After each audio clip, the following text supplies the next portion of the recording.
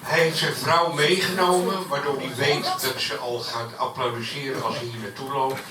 Gabriel, Mohammed Malderik.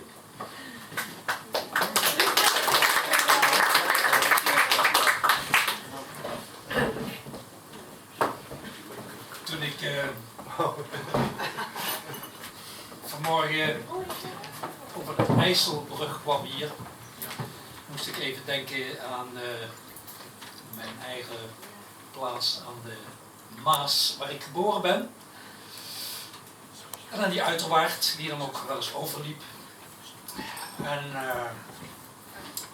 in de uiterwaarden mag je niet meer bouwen. Dat lijkt mij zeer verstandig. Dit gedicht heet Eiland. De uiterwaard is een overloop. Het huis, een eiland. Ik drink, wacht. Ik wacht tot het water zakt. De fles is leeg. De dijk slaapt.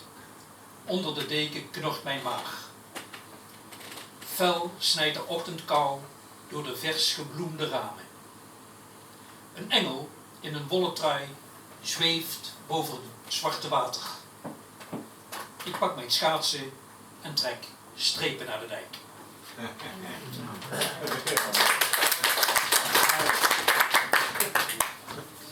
Dan twee gedichten uit mijn recente bundel.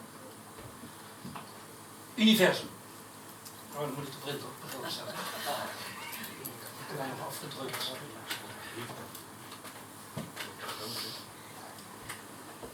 De nacht is voor altijd dag als ik sta op het pas gemaaide gras bij de vijver, waarin slechts een kikker kwaakt. Eindeloos strekt mijn habitat zich uit, eindelozer dan de neonverlichte stad. 1000 lichten van start- en landingsbaan. Ik vlieg niet naar Frisco als cosmopoliet of naar Ibiza als nouveau riche voor een jaren 60 déjà vu. Als op zee richt ik mij naar de volle maan, de grote beer, koers over de melkweg door mijn eigen universum.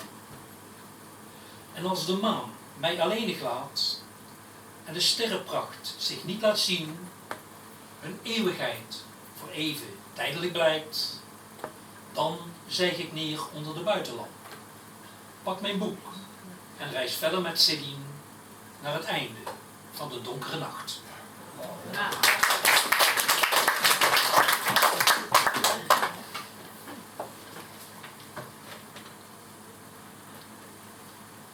Meer leegte. Ik fiets door een gebied vol ongerief, van losliggend grind en wegglijdend gruis, slalome een reis door slome heuvels die ik niet eens bergen noem.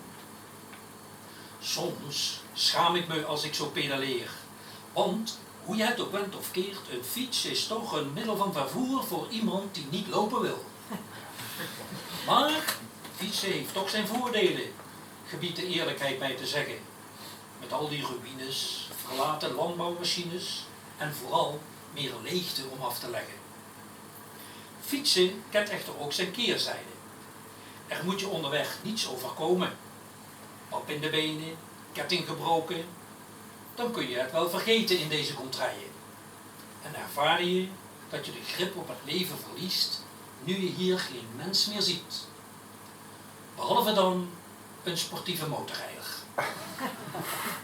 En nog een sportieve motorrijder. En nog een sportieve motorrijder. En nog. Voor de rest is het hier akelig stil. Alleen wat getjilp van vogels. Steeds minder. Dank u wel.